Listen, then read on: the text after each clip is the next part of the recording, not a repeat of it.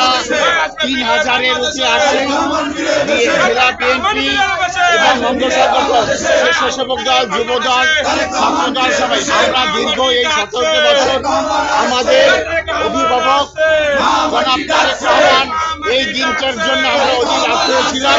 আমাদের পটুয়াখালীর সমস্ত নেতা কর্মী আজকে তারা এক কথায় ঈদের আনন্দ উপভোগ করতেছে। তার মাধ্যমে একটি রাষ্ট্র গঠন করবো যে রাষ্ট্র সমৃদ্ধি